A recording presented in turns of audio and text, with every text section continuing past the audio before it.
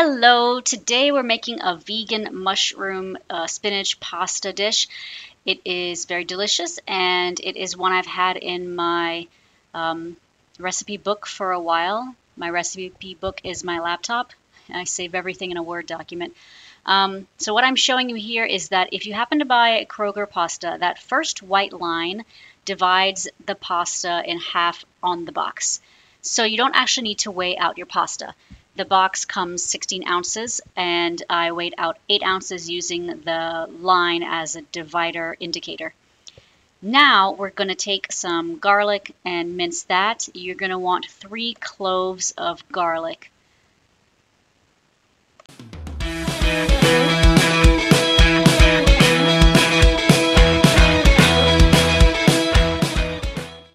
Garlic cloves never want to be all the same size, so I think this is really 4 cloves, although the first couple are pretty small. I used to just buy minced garlic in a jar, and I didn't like wasting the jar, so I started buying garlic heads, and it's just a little bit more annoying to mince them up and know you've got the right amount. The good thing about garlic is it doesn't really matter how much you put in a recipe. You will very unlikely ruin it with the wrong amount of garlic. If you do have minced garlic, I think my old recipes said that 1 tablespoon per clove was accurate. A tablespoon of minced garlic for every clove of regular garlic. But that seems kind of like a lot, so I'm going to say maybe a teaspoon is better.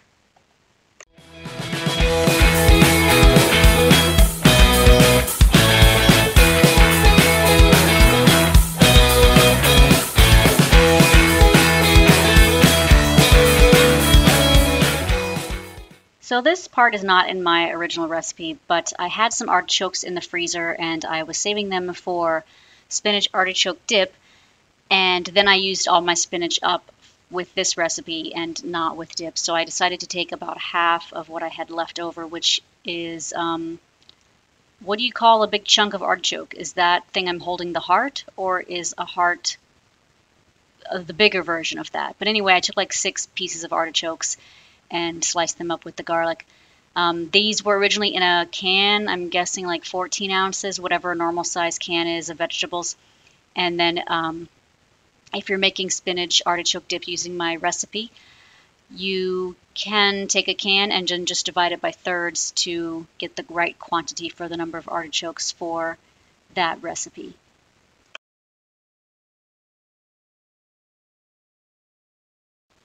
So the pasta's boiling, and I'm going to test to see if it's done. I like it to be slightly softer than al dente. And once it's done, I will turn off the water, and I'm going to reserve some of the pasta water for something later on in the recipe. Go ahead and reserve about 2 cups for now if you're following along exactly as I'm saying it. Then take a skillet, preferably non-stick, and don't spill your olive oil onto the stove, and instead put 2 tablespoons of olive oil into the skillet, and you're going to throw the garlic and artichokes into that once it starts to heat up.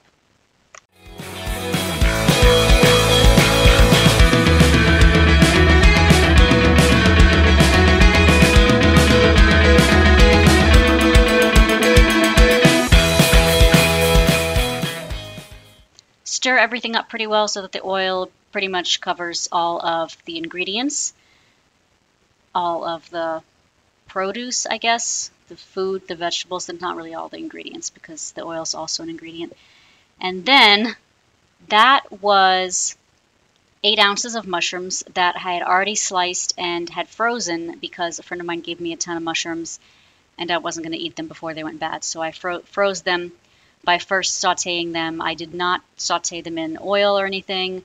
I wanted to preserve the original flavor, so I just left the skillet empty besides the sliced mushrooms. So if you had fresh mushrooms, this is the point where you would be slicing the mushrooms and adding that to the skillet once the garlic has gotten a little brown.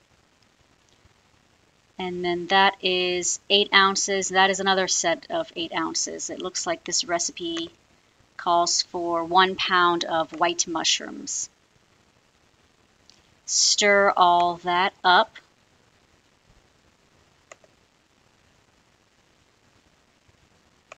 And then just cook this until the mushrooms shrink and kind of get darker and brown.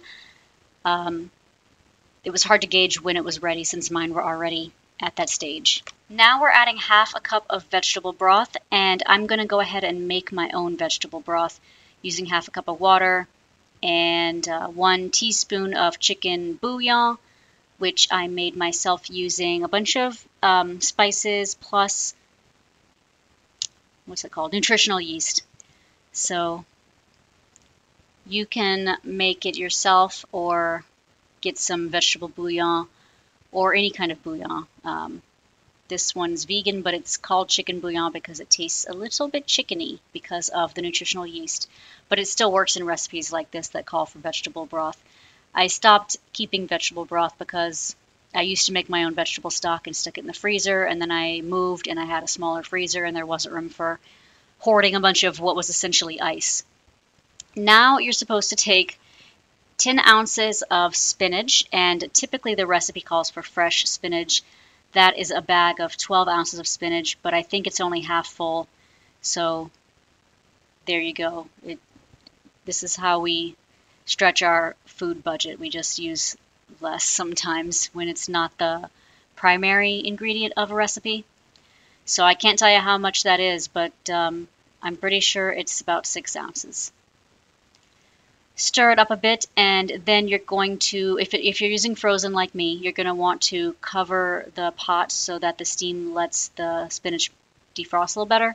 I literally always forget to take it out of the fridge before I make spinach.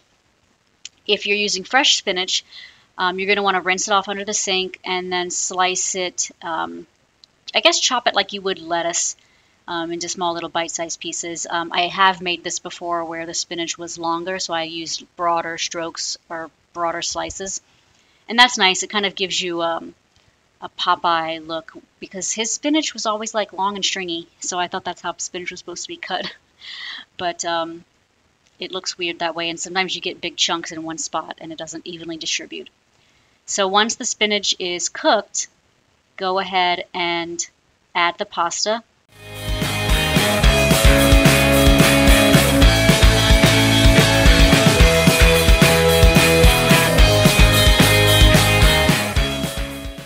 And then go ahead and stir everything up really well.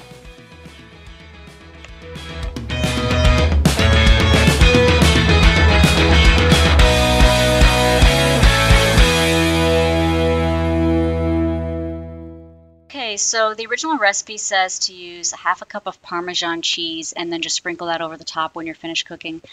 This whole part moving forward is something I decided to try. I threw in 1 cup of pasta water, and eventually it ended up being 3 slices of cheese to see if I could make vegan cheese. That was the Simple Truth vegan cheese slices. They were on sale a couple weeks ago at the Kroger. So I tried to make vegan pasta cheese sauce. Because I didn't have any vegan Parmesan, I wanted to make this recipe vegan entirely. I didn't want to omit it entirely either. I wanted to see if I could find a good substitute. And I decided not to make Parmesan out of cashews, and I don't even really understand why I decided that. I lie awake at night wondering what was going through my mind. Why did I want to make cashews? I don't understand. Like, it wouldn't have been that many cashews. I have them. They're in my trail mix. So I don't know. I think I just thought maybe the nuttiness of it wouldn't be very good for the recipe, but maybe it would be. And I don't have commercially made Parmesan that's vegan. So this might be my husband's hand at this point. I needed him to help me stir. I cut a lot of scenes out here because it was like several minutes of me trying to make this cheese sauce. What is the term? Emulsify. An immersion blender might have been very good here, but I don't own one, so it's cool. The Vitamix might have been fine here, but I thought this is how you're supposed to make cheese, so why not try it this way? If you're enjoying the recipe so far, please like, share, and subscribe. It makes me really happy, and I would love to share more healthy recipes with you. This recipe was fairly inexpensive. I realize I haven't really talked much about what my groceries cost.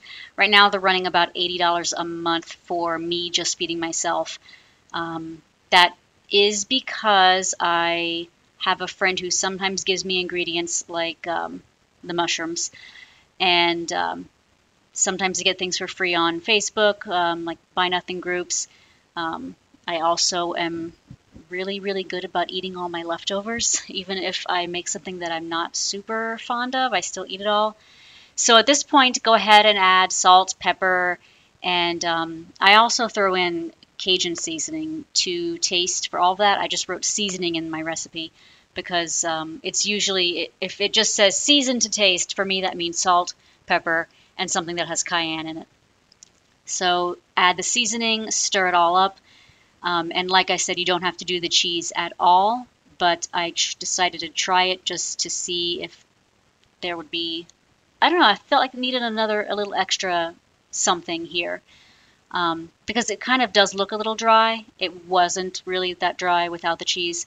My husband ate it without the cheese and said it was really, really good. And he pretty much only likes vegan recipes if everything is naturally vegan. He doesn't like fake cheese and fake meat. He doesn't like that stuff.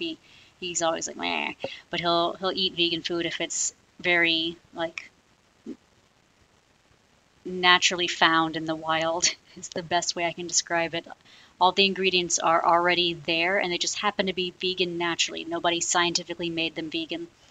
So the cheese, I will tell you as well, if you let it cool longer than I did, that would be great because it does really need to solidify, and cooling temperatures will help it do that. You'll see soon that it looks very thin when I pour it on, and it was here, but then like an hour later it was great. So I just had to eat right away. So I threw a little bit of cheese on to taste it, and it was really good. I was very happy with this recipe. I had enough cheese for a good amount for every serving. I think it made 6 servings for me, and it was wonderful. The cheese recipe itself could also be used to make dip because that's how thick it was when it was in the fridge. I was like, oh, this could go on my tortilla chips. So I really hope you guys enjoyed this, and happy eating.